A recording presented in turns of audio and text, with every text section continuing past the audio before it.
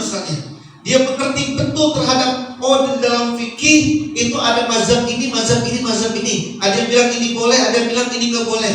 Karena dia tahu betul terhadap perbedaan ini, maka kemudian dia bijaksana pasti terkait dengan perbedaan. Nah, kenapa? Karena dia mengerti banget.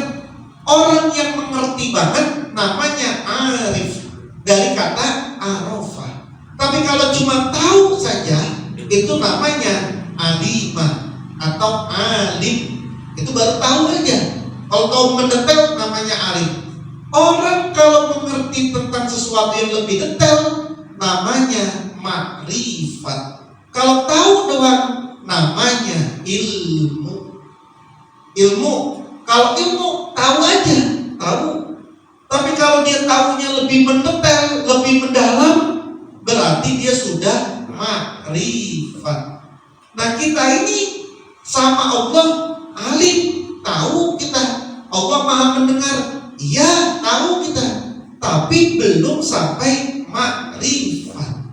Belum sampai mengerti betul, mengerti dalam. Apa buktinya? Masih bisa maksiat kita. Kalau nggak ada orang masih bisa maksiat, masih bisa melawan kita sama Allah, masih bisa berbuat buruk kita kepada Allah. Meskipun kita tahu Allah itu Maha melihat, tahu Allah Maha melihat, tapi tahunya itu baru ilmu, belum sampai makrifat.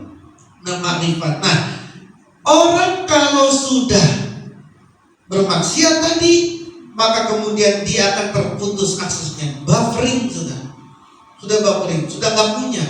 Orang kalau sudah tidak punya koneksitas dengan Allah, itu artinya orang yang tidak punya kesadaran ketuhanan. Bahasa gampangnya, orang yang nggak punya kesadaran ketuhanan, ini dianggap gampang aja. Nggak sholat dia santai saja, bermaksiat enak aja, bahkan dipublikasi maksiatnya. Ini ketinggalan sholat, ketinggalan ibadah wajib, tenang saja, nggak ada rasa nyesel-nyeselnya. Itu berarti sudah semakin hancur tuh, semakin nggak punya koneksitas dia, nggak punya hubungan dia dengan Tuhan dia, dengan Allah. Nah, malaikat Nabi Adam itu tadi itu ketika dia diturunkan, dia dulu. Lalu kemudian bilang, itu karena maksiatmu wahai Adam. Terus bagaimana? Kata Nabi, kata Allah, ibni li baitan, bangunkan aku rumah. Di mana bangun rumahnya? Oh, di sana, di Mekah, yang kemudian dikenal sekarang di Masjidil Haram. Setelah rapi bikin Ka'bah, Nabi Adam diajak balik lagi ke Arafah, disuruh balik lagi. Lalu kemudian kata Jibril, hal araftal ana ya Adam. Udah tahu belum sekarang Adam? Udah tahu. Karena dia tahu tentang proses tawaf seperti apa, sa'i seperti apa, tahu, maka kemudian tempat itu disebut dengan Arafah. Jadi banyak sekali pengertian. Kenapa kok disebut dengan Arafah? Riwayat yang lain mengatakan itu karena Nabi Ibrahim sudah yakin banget tahu kalau mimpinya itu betul. Karena dia tahu, sudah ngerti, sudah paham banget mimpinya itu adalah betul-betul dari Allah, maka hari itu disebut dengan Arafah. Nah, hadirin sekalian, balik ke soal Nabi Adam. Nabi Adam terputus aksesnya, gak bisa lagi mendengar, gak bisa lagi mencium surga karena maksiat. Manusia pun juga seperti itu. Semakin dia bermaksiat kepada Allah, semakin dia susah. Ini persis seperti orang kalau handphone ini ada BTS, maka kemudian handphonenya dijauhkan dari BTS itu, atau handphonenya itu dimasukkan ke tempat yang tertutup. Apa yang terjadi sama sinyalnya? Kan susah. Tapi semakin dia dekat dengan BTS-nya, maka semakin dia akan kuat sinyalnya. Pun juga begitu. Nabi Adam diturunkan sama Allah. Nabi Adam itu diciptakan sama Allah memang untuk di bumi. Inni ja'ilun fil ardi khalifah. Aku ini membuat khalifah di muka bumi. Namanya Adam. Artinya Nabi Adam memang diciptakan sama Allah bukan buat tinggal di surga, bukan. Tapi memang buat untuk apa? Tinggalnya untuk di dunia. Di surga sekedar transit saja. Adam pasti turun pasti itu. Nabi Adam itu pasti turun ke bumi, sudah pasti. Kenapa? Karena Nabi Adam diciptain buat di bumi, bukan buat tinggal di surga. Tapi kemudian yang tidak pasti adalah bagaimana cara turunnya Nabi Adam. Diturunkan, apa turunnya dengan baik-baik ataukah diturunkan dengan tidak baik-baik? Allah memberi contohnya bukan main lagi. Allah memberikan contohnya, Nabi Adam diturunkan dengan cara tidak baik-baik. Kenapa? Karena makan buah putih. Manusia kita nih sebagai anak Nabi Adam dibalik nih, kita mah pasti mati, pasti naik nih kita, ruh kita pasti mati, kita ini pasti, udah bukan insya Allah lagi, pasti. Tapi yang belum pasti adalah apakah matinya kita ini husnul khotimah ataukah matinya kita ini su'ul khotimah. Itu yang gak pasti. Kalau ayah kita, kalau ayah moyang kita Nabi Adam itu diturunkan dari surga ke bumi, pasti memang karena tinggalnya harus di bumi. Gimana cara turunnya? Itu yang tidak pasti. Kita pasti akan mati, tapi bagaimana cara matinya kita? Kembalinya kita kayak apa? Baikkah kita? Husnul khotimah kita? Dimatikan dengan baikkah? Tidak dimatikan tidak baikkah? Itu yang belum pasti. Maka kemudian kita tinggal berjuang saja sudah. Tinggal berjuang. Apakah kemudian kita ingin meninggal dalam keadaan husnul khotimah ataukah tidak su'ul khotimah? Kalau dibilang pengen, saya yakin semua orang pasti bilang pengen husnul. Tapi kan gak bisa cuma pengen-pengenan doang. Semuanya harus usaha. Maka orang yang sudah meninggal, apalagi meninggalnya baik, meninggalnya husnul khotimah, udah sukses berarti dia. Itu orang sukses itu. Ada orang meninggalnya dalam keadaan baik, misalnya sholat meninggal, pokoknya dalam keadaan baik meninggalnya. Itu orang wajib disyukuri itu. Kita itu syukur, alhamdulillah, sukses dia itu hidupnya. Sukses apa? Sukses meninggalnya itu sukses dalam keadaan husnul. Kita kan belum ada yang tahu ini, belum ada yang tahu. Maka almarhum Jering bin Mongan dan semua keluarga-keluarga beliau sudah wafat. Ya mereka pun sudah selesai. Nah kita ini yang belum tahu nih, mau husnul khotimah atau su'ul khotimah. Mau husnul khotimah tergantung usaha kita ini kemana, mau ke arah mana. Kalau mau ke husnul khotimah, ini jalannya. Kalau mau ke su'ul khotimah, inilah jalannya gitu. Nah maka ilmu kita tadi ini harus dinaikkan menjadi arafah atau menjadi ma'rifat. Ma'rifat bukan cuma sekedar ilmu, tapi dia harus menjadi ma'rifat. Apa sih kata Syekh Nawawi Al-Bantani? Harakatut ta'at dalilul ma'rifat, kama anna harakatal jasadi dalilul hayati. Kata Syekh Nawawi Al-Bantani, harakatul ta'at, gerakan ketaatan itu dalilul ma'rifat, tandanya ma'rifat. Orang kalau sudah ma'rifat kepada Allah, maka dia pasti bergerak menuju ketaatan kepada Allah.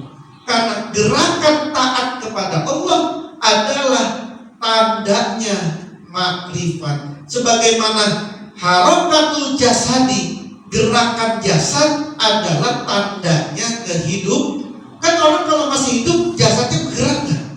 Bergerak. Tanda geraknya jasad ini itu adalah gerakan jasad ini adalah tandanya kehidupan.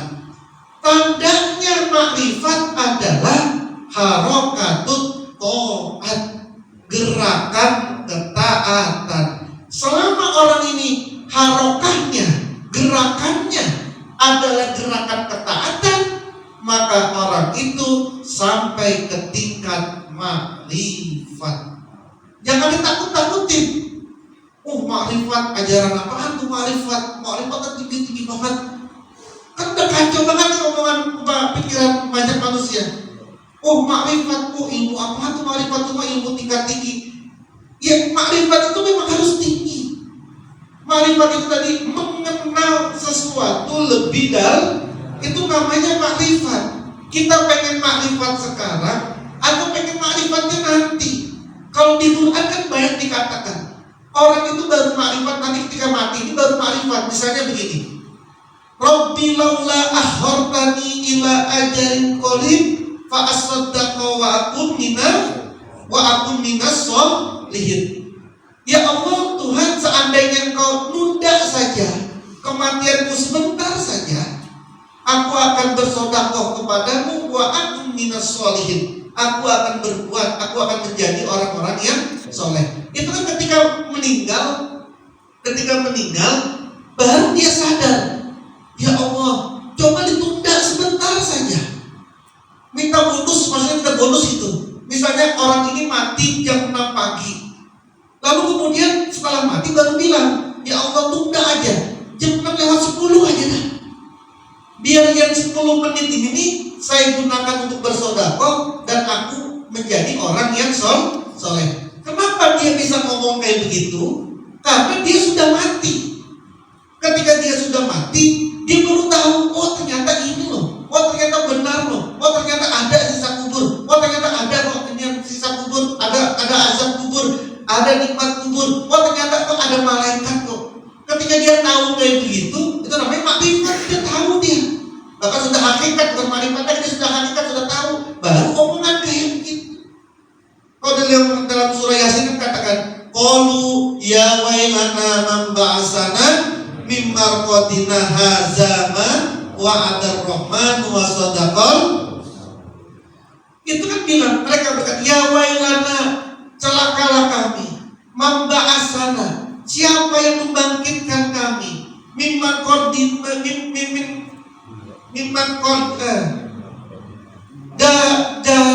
dari tempat tidur kami. Siapa yang membangkitkan kami dari tempat kami? Haza ma wa'adar rahman. Dia bilang, oh ini ternyata sesuatu yang benar, ma wa'adallah, sesuatu yang dijanjikan oleh Allah. Wasadaqal mursalun, benarlah para rasul-rasulin. Dia tahu itu setelah sudah selesai. Makrifat baru tahu, tapi kan sudah terlambat. Tapi kan sudah telat. Sudah mau dibalikin lagi udah gak bisa. Nah maka kemudian makrifatnya, arafahnya, kan jangan nggak perlu nunggu di sana, nggak perlu nunggu nanti baru kemudian, oh ternyata bener ya omongan ini ya, oh ternyata kalau begini bener ya, ternyata kalau orang dosa, ternyata kalau maksiat ada dosanya, oh itu ternyata dosa kayak begitu bentuknya, oh ternyata pahala kayak begini. Kan udah telat di sana sih. Iya, kalau keluarga kita kayak sekarang nih, kayak keluarganya almarhum Bapak Jerry, yang kemudian bikinin tahlilan, bikinin haulnya, ziarah kuburnya, sedekah. Iya, kalau ngelakuin kayak begini. Tapi kalau kemudian anak turun kita nanti nggak ngelakuin apa-apa, kan siapa yang dijamin kalau kita mati besok anak turun kita ini? Kemudian ribut aja soal warisan, soal ini, soal ini. Iya, kalau nggak kemakan sama paham-paham yang lain misalnya itu. Nah terus modal kita apa coba? Menyiapinnya apa? Iya, kalau kayak anak turunnya Bapak Jerin sekarang, terus-terusan bikin haul, terus-terusan bikin sedekah, terus-terusan ziarah kubur, terus dapat itu, terus dapat pahala, terus dapat cipratan kebaikan.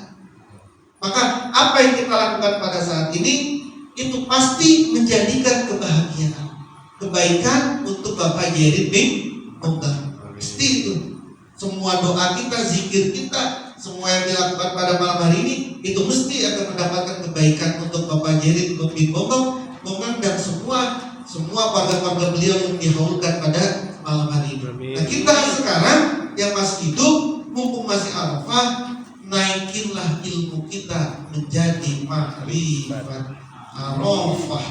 Bukan sekedar alim kita, tapi juga sampai kepada arif, orang yang mengerti betul segala sesuatunya. Kalau sudah mengerti makrifat tadi, harakatut ta'at, kita terus bergerak menuju kepada ketaatan. Pengennya yang baik-baik saja, udah gak suka yang buruk-buruk, udah gak mau melakukan yang buruk, mau ngapain saja demi ketaatan. Kerja karena taat kepada Allah, bisnis karena taat kepada Allah, dagang karena taat kepada Allah, sholat karena taat kepada Allah, zikir karena taat kepada kepada Allah. Semuanya kita lakukan karena taat kita kepada Allah, dan itu adalah dalilnya makrifat. Allah mudah-mudahan memberikan kekuatan lahiriah batinnya. Amin. Al-Fatihah. A'udzubillahi minasyaitonirrajim. Bismillahirrahmanirrahim. Alhamdulillahirabbil alamin arrahmanir rahim maliki yaumiddin. Iyyaka na'budu wa iyyaka nasta'in ihdinas siratal mustaqim siratal ladzina an'amta 'alaihim ghairil maghdubi 'alaihim waladdallin. Amin. Wa'afwana ya karim waghfir lana ya rahim. Allahumma shalli ala sayyidina Muhammad wa ala ali sayyidina Muhammad. Allahumma yakil Fatihah bismillahil wa bi karamatil Fatihah wa bi jabaratil Fatihah. Atunawwira qulubana wa tasra sudurana wa tiyasira umurana wa taqdiya hawaijana wa tu'afil balai wa taghfirana wa li walidina wa li jami'il muslimina wa muslimat wal mu'minina wa mu'minat khususan ila ruh jarin bin bongkam. Allahumma anzil rahmah wal maghfirah alaina wa li jami' ahlil kubur minal muslimina wal muslimat wal mu'minina wal mu'minat wal muhsinina wal muhsinat khususan ila ruh jarin bin bongkam. Abiya irfa' lahumud darajat wa dharib lahumul hasanat wa kafir anhumus sayi'at wa adkhilhumul jannata ma'al ladzina an'amta 'alaihim ghairil maghdubi 'alaihim waladdallin. Amin. Rabbana ighfir lana wa li walidina warhamhum kama rabbawna shighara. Rabbana atina fid dunya hasanah wa fil akhirati hasanah wa qina adzabannar. Wa sallallahu ala sayyidina Muhammadin nabiyil ummi wa ala alihi wa sahbihi wa baraka wa salam. Wa akhiru da'wana alhamdulillah Rabbil alamin.